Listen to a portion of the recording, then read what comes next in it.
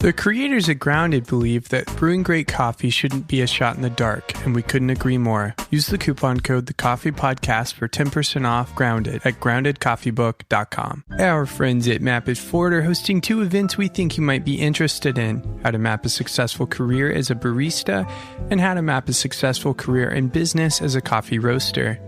Use the coupon code TheCoffeePodcast for 10% off your ticket. Remember, you can attend virtually. The following conversation is a living continuum that includes every link of the coffee value chain, from before the seed to after the cup. I'm Jesse Hartman, and this is the Coffee Podcast. We're picking up right where we left off with Andy on the topic of home roasting. And be sure to stay tuned to the end for a special guest joining us for the same conversation. What were the biggest learning curves for you learning to roast at home? That's an interesting question. It strikes me when I think about learning curves, it strikes me that the biggest learning curve was not so much about roasting, it was about tasting. When you're an avid coffee drinker and you're an avid drinker of bad coffee, okay? Mm-hmm. When you're exposed to great coffee for the first time, at least for me and for most people that I know, it takes a while for their palate to adjust, right? Because initially, coffee, like, you drink a washed Ethiopian or a Kenyan coffee, and they're so bright, and you think, oh, wow, this is sour, right? And that's what I thought when I first started drinking it. Mm-hmm. That's what a lot of my friends, when I've introduced them to it, either in my home or in a coffee shop somewhere, and they almost recoil from it, and because it's so different from anything that they can identify as coffee. So once my palate was adjusted to what it was that I was looking for, and then once I realized what beans it's all the senses, right? What they look like, what they smell like, what they sound like as they're roasting. The sounds to listen for. Yeah. It was that sensory transition that I had to go through. It's just a lot of information to take in. And then you have to learn. There are so many variables. I think one of the reasons I'm so fascinated by coffee is that there are just so many variables. Mm-hmm. And I'm only talking about roasting coffee. Forget about growing it, right? Think of all the variables there in soil and varietal and altitude and agricultural techniques and so forth. There's so many variables before it even gets to me, processing varieties, But even once it gets to me here in my little garage, here in Texas, and I'm roasting coffee in my garage, there are so many variables, like the varietal, the particular flavor profile, or at least the range of flavor that's available from this particular bean. What am I going to try to bring out?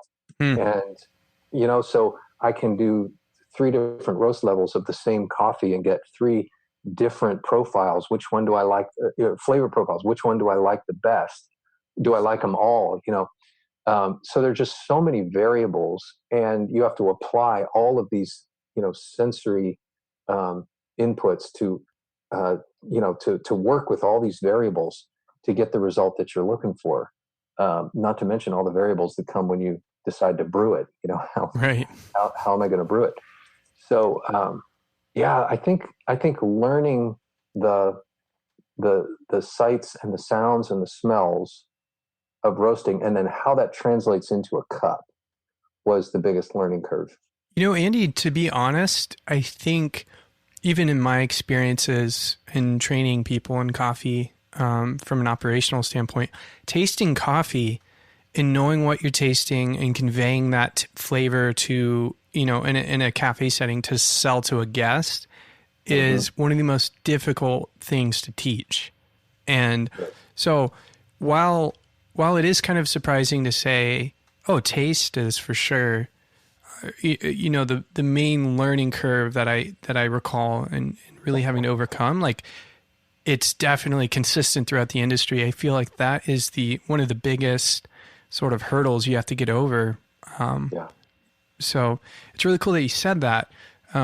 Also in context with a conversation that we're having in the series about sample roasting and And I wonder if there was a method for home roasters to maybe, cut their batch size smaller and do like a sample style roast.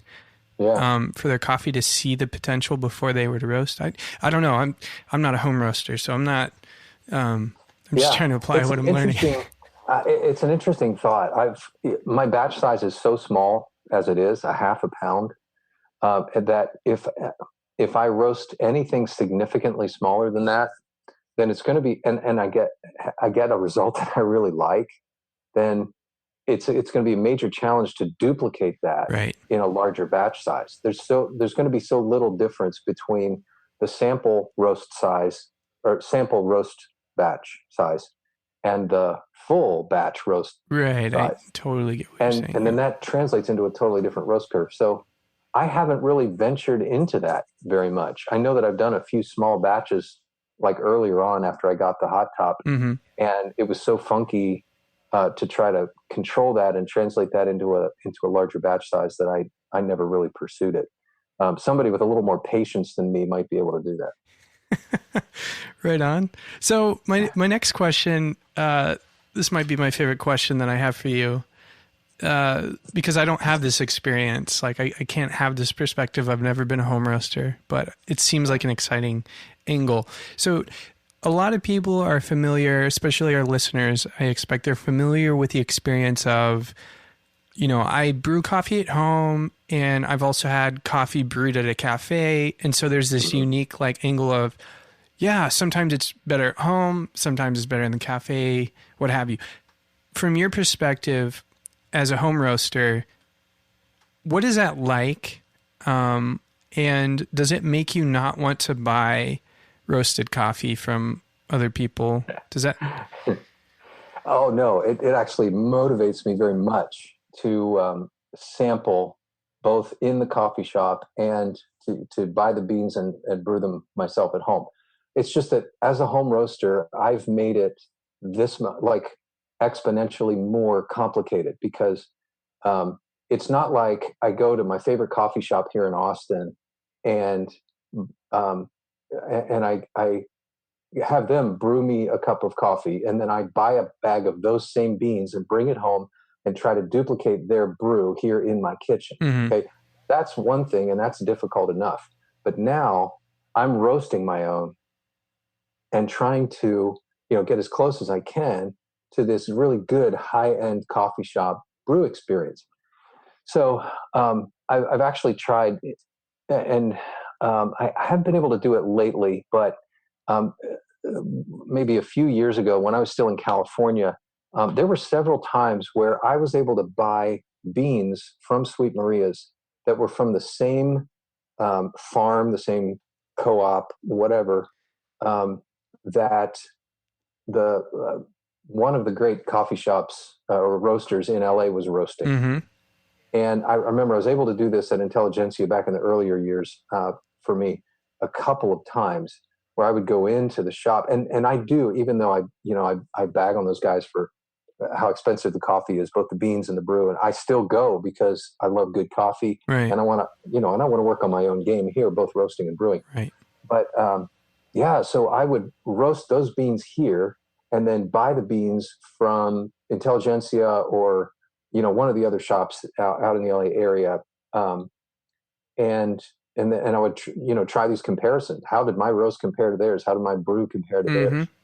And it's a lot of fun. And honestly, it's a little frustrating too because I feel like I never quite get to where I want to be. Gotcha. Yeah, but that's okay.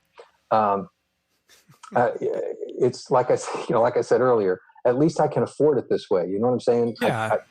And the prices for roasted coffee just keep going up and up and up. One of my daughters was just out in Portland a few weeks ago, and she was going. Where did she go? She went to, and she said, "Hey, I'm at this great coffee shop. Do you want me to get you anything?" And so I said, "Yeah, definitely. Grab a bag of beans and bring them home for me." And so she told me what they have, and I said, "Yeah, but first tell me how much it is." Right. And she said, and I picked the one that I forget what it was. And she said it's $14 or $15. And I was like, oh, cool. Yeah, that's good for a 12-ounce bag of Right. beans. And she got home and it was an 8-ounce bag Uh, of beans. So wait. now, Are bag sizes getting smaller again? apparently, Oh no. apparently it was 8.8 ounces. So, so again, these guys do great work, and I do not begrudge them the price that they are able to command for their coffee. They do tremendous work, and I Right. love it. But I buy it sparingly because there, there are other things I want to do with my money. And so anyway, yeah, I still buy beans from the shops. I still go to the shops and enjoy their product, and it helps to educate me and help me kind of you know improve my own game here. If you had any advice for home roasters or people especially that want to get into home roasting, what would you like to say to them? If pretend like it's you and you can Yes. snap back into the past and tell yourself something about home roasting. Yeah, it's so much fun. I really now there are some days where I go to the shelf and I usually have several jars on the shelf in the kitchen, and I go and there's only one jar left and it's only half full. It's like, oh man, and I've got a really busy day ahead of me, and I don't. When am I going to have a chance to roast? There's always that dynamic, and Right. sometimes we just have to punt and buy a bag of beans somewhere while I'm out running around. So there's still a convenience factor if you're going to be committed to roasting your own coffee, but it is a tremendous amount of fun if you're interested in complex things where there's a lot of variables, like I was talking about earlier. Um, but the roasting itself is pretty simple to get started in, and it's not expensive. Another thing that as I help people get started either in roasting or just in brewing specialty coffee at home, they'll say, "What do I need to get started?" And they think they got to spend a lot of money. You don't really have to spend a lot of money to get started. Right. You find a good hot air popcorn popper, and there may still be a few. I think all the home roasters in the world have scarfed up all of the ones that were in the Goodwill stores everywhere. But they're now making. Uh, uh, Sweet Maria sells it. Lots of people sell it. The I think West Bend it is came out with um, the a roaster that's like the old Poppery 1 and 2 Got it. with the same airflow design or whatever. So you buy one of those, and you need a scale so you can measure the coffee, um, and you're pretty much ready to go. Beyond that, you can just get on the internet, and there's billions and billions of pages on the internet to give you tips and tricks, and you can keep it super simple, just you and your popcorn popper, or you can do like some of my friends and I did, and get a little crazy with modifying your roaster with little chimneys and even new wiring and switches and stuff, or you can just keep It's it super intense. simple. The great thing is it's easy to get started. You got to be patient. You got to be willing to take your time and understand that you're gonna burn a bunch of coffee to get started just because you're learning how it works. You're going to have some crazy uneven roasts at first until you learn how the agitation works and everything. But generally, you can get a good drinkable roast in the first few tries, and if you stay with it, you learn quickly. So keep your expectations reasonable. Be patient, and learn as much as you can from some good online forums and resources like Sweet Maria's. And I'm going to have to get some sort of like endorsement fee or something, because this thing is turned into an infomercial for Sweet Maria's. That's not at all what I intended. That's just what Right. I know. Right. And there are other people out there that know other things better and could advocate for them. Definitely. And Andy, I think it's kind of just it's just known Sweet Maria's kind of has the corner Yeah. on the home roasting front and Yeah. information. And it's so It's great. laid back. It's so accessible. We would, my friends and I would sort of joke about coffee shops and such in LA, which ones were the snooty ones that, kind of look down their nose at you while they're serving you, and which ones were the ones that were really accessible and they like to chat and even like educate you and such. Sweet Marie's is kind of like that that cool, chatty, laid back, how can we help you, kind of a service, and Nice. just Yeah. super helpful, and really enjoy it. Well, thanks, Sandy. Thanks for giving us your story, giving us some background, some insight into the home roasting world, and we're really happy to have you on the show. Sure. Thanks for having me. It's a lot of fun. I hope it motivates other people to jump in and at least try it, because it's a lot of fun. Now, don't touch that dial, because we have a special guest, another special guest, because Andy's special too. This special guest is from a very special place. You all know it, and if you don't, you will very soon. Please welcome Byron Dote from Sweet Maria's. I think it's always fair to start here. Where did you start in coffee? Well, I actually got lucky and landed this job at Sweet Maria's before I got really interested in coffee. I've always been really into food and just do-it-yourself anything. And then I got hired as the marketing person here at Sweet Maria's, and I was just really lucky that Sweet Maria's was the do-it-yourself home coffee roasting place on the internet. So just immediately I started learning a ton, and there's just so much to learn about coffee. And every day I learn more and more about coffee. So it's pretty wonderful. Sounds to me like you caught the proverbial coffee bug.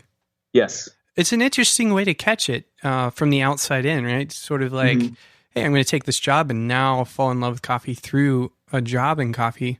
That's pretty unique and cool.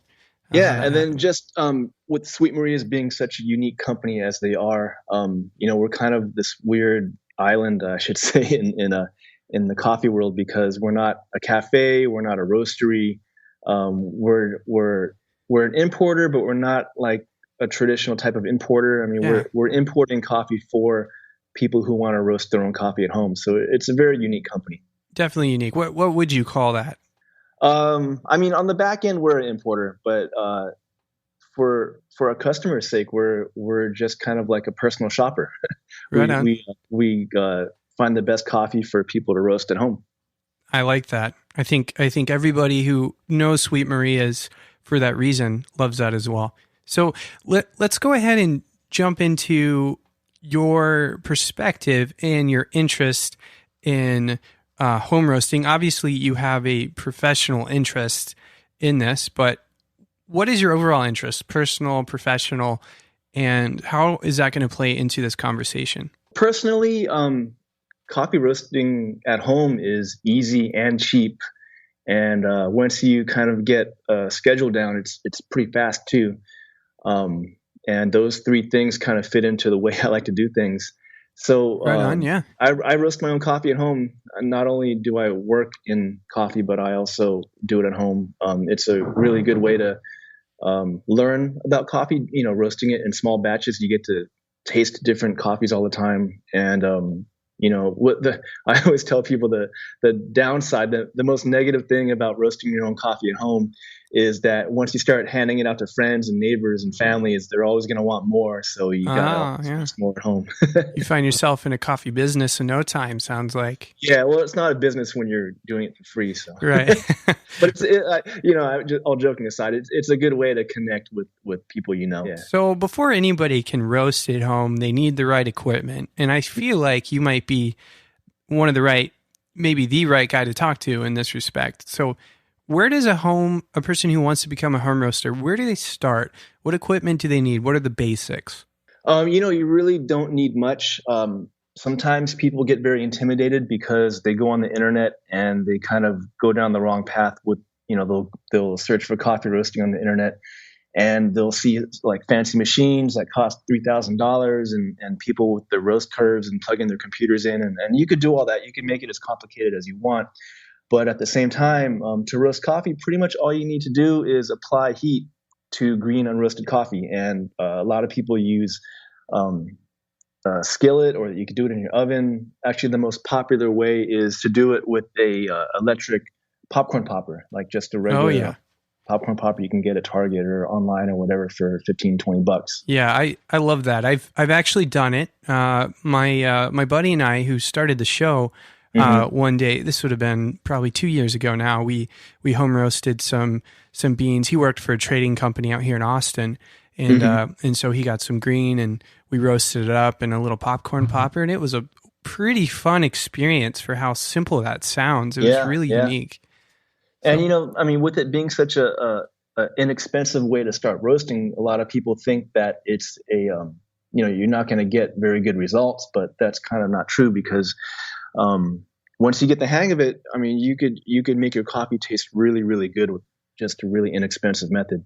And I like that. I like that about home roasting. We're kind of unveiling home roasting a little bit on the show, because I think there is a lot of thought that, oh, I could never do this at home, and not to take away from the sort of the speciality behind roasters who have been roasting for years, but there is an element of simplicity I think is really exciting. And there's different tiers of equipment. So there's the popcorn popper, but say I wanted to move into the next phase. What kind of equipment would I be looking at? Once you kind of graduate from the popcorn popper, I shouldn't say graduate, because a lot of people do start with it and stick with it for, and that's their go-to machine. But there are machines that are made specifically for coffee roasting that will give you a better experience, and you'll pay a little bit more. But what you'll get in return is a larger batch size, or more consistency, more control over your roast. A lot of people will connect their roasters to a computer, and you can kind of replay your roast curves. And like I said before, you can get as complicated as you want with it, or keep it as simple as you want. But yeah, there's more expensive machines that you can use. In the world of coffee kettles for, say, a home brewer, you might have something as simple as just a typical spout boiler, or you could just even boil water on the stove. But that's kind of like the popcorn popper of maybe that world. And then you could say graduate to like a fellow kettle that has like the really nice temperature, that EKG that they release. And you could spend the money for the more control and that sort of thing. So it's kind of the same world, it sounds like, a little bit in that respect. Yes. Like with the pot on the stove full of water, you can, with some effort, you can get it to the same temperature every single time with a thermometer, but you're putting that effort in. Whereas if you have a fancy kettle, you just hit the button, it gets it up to that temperature every single time, and it's going to be consistent all the time, which is kind of the same with the more expensive coffee roaster. Gotcha. Sounds great. So are there any other tools you think I would need other than, say, just a popcorn popper? Or is that kind of like, that's the super basic? Yeah, that's pretty basic. I mean, there's things that you probably already have in your kitchen that you'll need, like a colander, because you need to cool your coffee after you roast it. So you want to pour that into a colander, or just if you have a metal countertop that works too, you need a heat, like a heat mitt or something. You don't even have to have that, but just, you don't really need much to roast coffee. I mean, pretty much you just need a hot air popcorn popper or a skillet and good green coffee. Right. So you also need beans. So let's talk a little bit about buying green coffee beans. So Sweet Maria's is known in the market as a sort of the place to get green for home roasters. That's my impression. I think it's a lot of people's impression of the company. Why do you think that is? Why is Sweet Maria's kind of the standout option for that? Well, my boss, the owner of the company, Tom, he travels all over the world and puts a lot of effort into getting high quality coffee, and so we can sell the best coffee to people who roast at home. And that's pretty much the main reason. And also too, we put a lot of effort into putting a lot of content on the internet in regards to how to roast your own coffee and everything that has to do with that. We're not experts on brewing, but we do our best to put a lot of brewing information out there. But yeah, we just put a ton of info on the internet about sourcing and roasting, just everything. Every chance we get, we're putting up content. So yeah, we're like 70% information and 30% coffee, I should say. Right. Yeah. It's definitely, there's a lot of information on the website. We'll be sure to link to that as well. Cool. So our listeners can easily get over there if they haven't been there yet. So how would you recommend, Byron, a home roaster, how do they choose the right beans for them? Basically what you want to do, if you, if you haven't roasted coffee yet and you're kind of going in blind, you don't know what to buy, you kind of have to trust whoever is selling it to you and read the reviews online. Hopefully it's from us, but if we're not going to force you to buy from us. If you go to another green coffee seller or onto sweetmarias.com, there's always going to be a description in regards to what the coffee is going to taste like, or what we think it's going to taste like, and just go from there. So you'll see reviews of some coffees, and we'll say, oh, it has citrus notes in it, or we'll say it has chocolatey notes. And if you think you really like chocolatey coffees, then go for it and get that coffee, because it's not that expensive. It's only a couple bucks for a pound. But also too, we sell sample sets, which means that there's multiple pounds of different coffees from all over the world. And like, for sure, you'll be able to taste different notes in these different coffees, and from there your palate will start making decisions in regards to what coffee you really like. Right. You'll say, hey, this coffee tastes really good, and you'll go read the review again, and you'll notice that it has really deep chocolatey notes, and it's from Papua New Guinea. And from then on you'll say, okay, I think I really like Papua New Guinea coffees, and you'll buy more of them. And maybe it fits your palate, maybe it doesn't, but it's kind of an adventure. You kind of have to go with that and see what you like and buy more coffees from that origin, or just read the reviews and buy coffees that you think are going to taste good to you. And eventually your palate will start helping you out, and you'll be able to go from there. I assume that you're roasting coffee in sort of the setting of a home roaster regularly. Is that a fair assumption? You mean personally? Yeah, either in the office or... No, not really in the office too much. I mean, at home, I do it for myself and Gotcha. just for friends and family and stuff. And Awesome. I don't do as much as I used to, but yeah, it's kind of I kind of have a schedule at home. Gotcha. So what is your process like at home, and what kind of equipment are you using? Can you kind of talk us through first the equipment you are using, and then kind of a step by step how it plays out? Sure. There's these guys that are very technical and need their coffee to be perfect and follow the roast curves, and I'm not that person. Right on. I'm sort of a last minute kind of guy, and sometimes I'll run out of coffee and I'll be like, oh man, I'm completely out.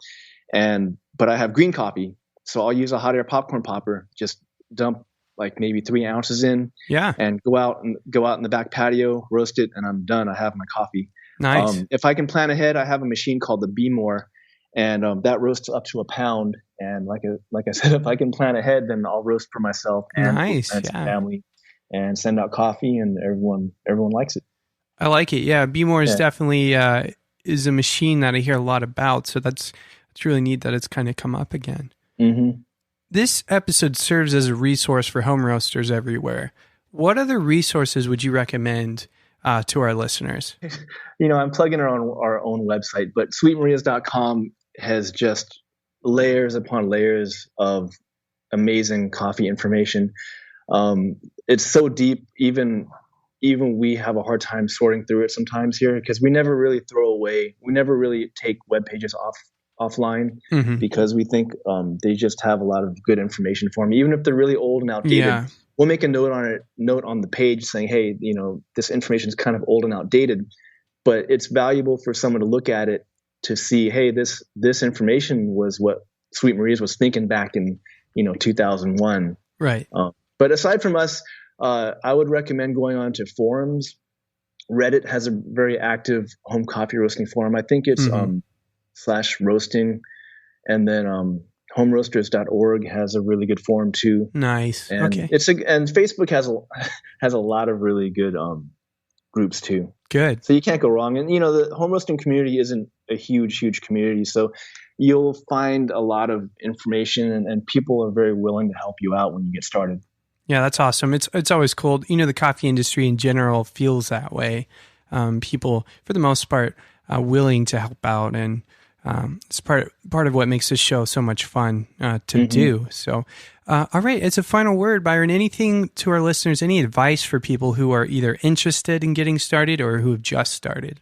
If you're interested, just try it, because it's really inexpensive. It's really fast to do, and you don't have to put a lot of effort into it. And if you're successful, you'll have the best cup of coffee you ever had. And if you're just getting started, just keep going with it. If you have questions, you can always email us or look online. There's always answers and people willing to help out on forums. Well, Byron, thanks for joining us on the show. You're very welcome. Look forward to all of our listeners and their feedback on their home roasting projects. So cool. Well, thank you again. It was a pleasure. So there you have it, the topic of home roasting. Now, I don't know about you, all of our listeners, but I'm quite interested in starting to home roast. Maybe start with a popcorn popper. Maybe go big. Probably not. Probably start with a popcorn popper and see where it goes from there. So we want to hear your home roasting stories. And if you're interested in getting into home roasting, reach out to us. We'd love to talk about it and see what kind of ideas we can toss around. So hit us up on our website at thecoffeepodcast.org. Now, you can hit Sweet Maria's website up easily by looking up Sweet Maria's on the Google. And if you don't want to use the Google, you can go to Sweet Maria's at sweetmarias.com. Thanks for tuning in. And as always, and until next time, happy brewing.